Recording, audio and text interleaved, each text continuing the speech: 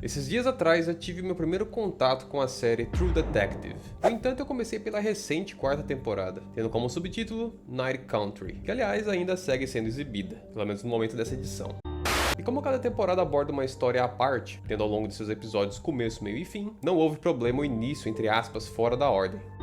Confesso que um pouco antes de assisti-la, eu até me senti levemente curioso. Afinal, as primeiras temporadas foram categoricamente elogiadas. Segundo quem as viu, elas traziam trama e performance no nível que poucos conseguiriam. Então era natural eu esperar algo bem decente dessa quarta temporada, correto? Bom, tendo assistido os 2 primeiros episódios dessa série, eu devo dizer que a modernidade ataca mais uma vez. Pois sim, com uma maioria esmagadora do que se é produzido hoje em dia em matéria de audiovisual, True Detective temporada 4 está bem errada.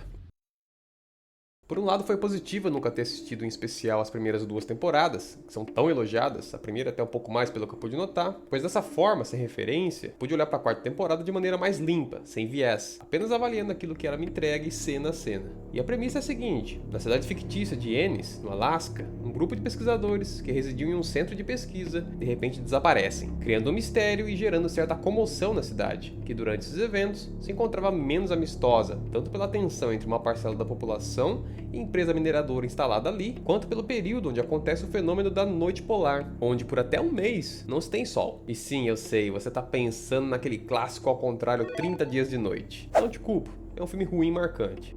Mas a parada é basicamente essa em Night Country. Inclusive, essa temporada é protagonizada por uma dupla feminina. Não sei dizer se é uma tradição em todas as temporadas dessa série, mas eu tenho a impressão que sim, no caso a questão das duplas. Afinal, é uma dinâmica que policiais, ou mais precisamente detetives, costumam trabalhar. E dessa vez temos Jodie Foster, que é uma atriz consagrada, e Kali Reis, que é uma boxeadora, vencedora até em algumas categorias, e que aparentemente começou a se envolver em algumas produções audiovisuais. Essa escolha já é um pouco curiosa, né? Mas depois a gente volta nisso.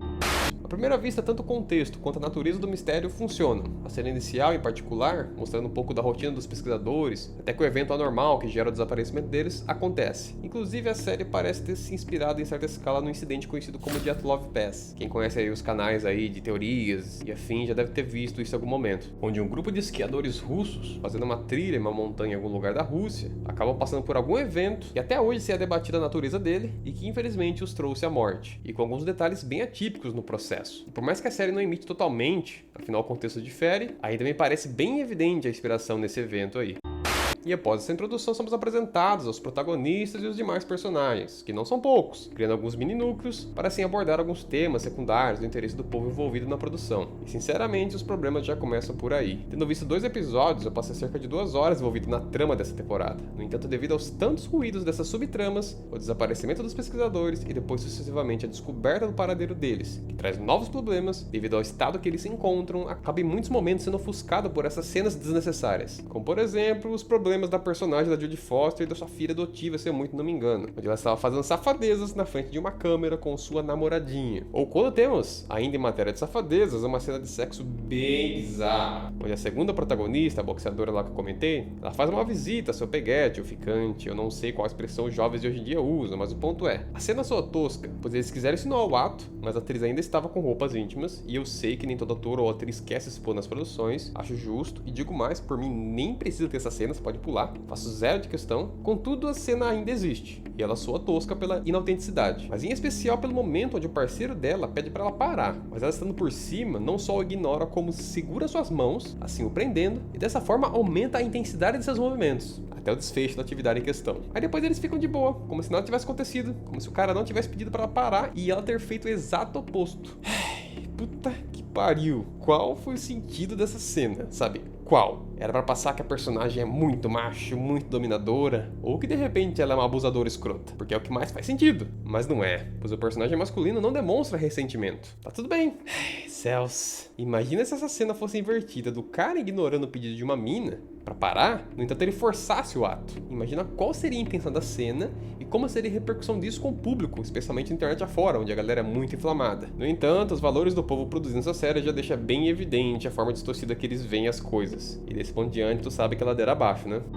Outro aspecto bizonho da execução dessa temporada é que o True Detective brinca um pouco com paranormalidade, mas pelo que eu pude entender, era de maneira sutil. Já a quarta temporada, logo no primeiro episódio, já traz coisas paranormais bem explícitas. E se caso tu teve alguma dúvida com as cenas em questão, o episódio 2 já abre com uma confirmação direta que sim, o evento ali, no caso eu me refiro à senhora ali que encontra os pesquisadores congelados numa região bem afastada, e tudo foi graças a um espírito de um familiar, uma pessoa que ela tinha um relacionamento aparentemente, que ele aparece e ele guia ela no meio da neve. Depois tem um diálogo dela com a segunda protagonista, ela boxeadora, e ela deixa bem evidente que sim, ela foi guiada por esse cara morreu, mas é isso, ele que guiou ela, então sim, aconteceu um evento paranormal ali. E esses momentos todos aí deixam mais que evidente que a sutileza dessa série é análoga ao caminhar de um elefante, sabe? O negócio é um desastre. E nessa linha de sutileza ainda, tu vê como eles não sabem lidar com essa questão quando olhamos para os subtemas também. Acho que o mais proeminente gira em torno da questão indígena local e o preconceito que pode rolar e tudo mais. E a ótica que eles abordam isso é sempre naquela parada muito maniqueísta e partindo do viés que esse povo que produziu aparentemente tem, né? O branco é sempre o cara do mal, os indígenas são Deus na Terra, zero de nuance e naturalmente de credibilidade também, porque, pelo amor de Deus, né? Quer ver uma obra que faz muito melhor boa parte das coisas que tem aparentemente nessa temporada aqui, considerando esses 2 episódios? No caso, assistam o filme Wind River. Também tem neve, crime, dupla de protagonistas e também, em certa escala, aborda essa questão dos indígenas e tudo mais ali. Tem um núcleo familiar ali que tá todo cheio de problemas por conta da morte da pessoa e tudo mais. Foi retratado um pouco dessa parada, mas com nuance. E, em geral, é uma obra muito mais satisfatória, um entretenimento muito mais honesto. E de quebra, temos uma cena de sniper maravilhosa.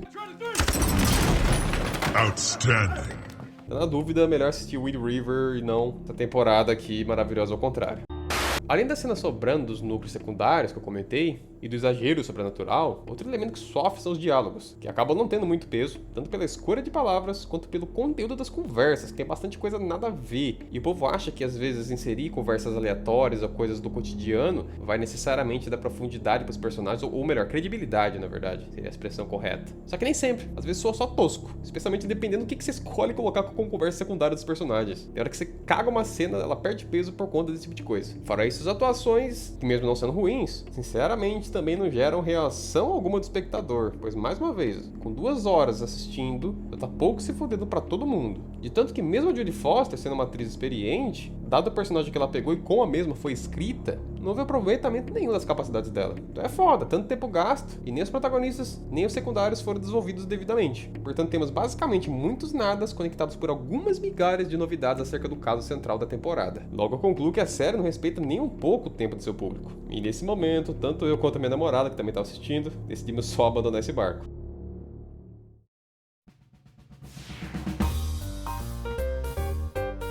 E aí, Luke? O que você achou dessa série? Luke? Luke? Hello, darkness. Tá me ouvindo? Ah, oi, desculpa. É que eu só não consigo tirar aquela cena de sexo da cabeça. Nada faz sentido, nada. Eu te entendo, Luke, eu te entendo. Mas sabe o que é curioso, meus queridos? Na semana seguinte, minha namorada decidiu revisitar a primeira temporada.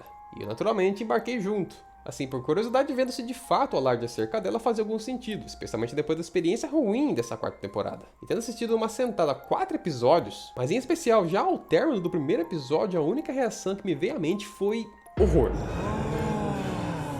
E esse horror não derivava da experiência com a primeira temporada, mas sim da constatação de como eles saíram de algo praticamente impecável, como a primeira temporada, e aterrissaram no mais fundo buraco, como é o caso da quarta. Gente, na moral, que sequestro de franquia. O contraste é como dia e noite. Texto excelente, trama interessante e bem argumentada, sem saltos ou conveniências constantes, mas sobretudo que entrega sensacional em matéria de atuação da dupla de protagonistas, que aliás são totalmente o foco da parada. Nada de núcleos irrelevantes tomando tempo de tela. É quase criminoso quanto o nível baixou. E nisso cabe voltar para aquele detalhe da escolha dos atores. Como que eles colocaram uma atriz feita boxeadora lá que eu citei, a Kali, se eu não me engano o nome dela, para protagonizar uma série que já teve atores de calibre, como Matthew McConaughey e Woody Harrelson. Céus!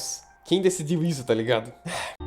Mas no fim do dia, sinceramente, isso aqui é um retrato perfeito do estado lastimável dos conteúdos de audiovisual. Dentro de uma década, True Detective saiu de uma obra-prima em muitos aspectos para se tornar um seriadinho medíocre como esse. Pelo amor de Deus, que desperdício.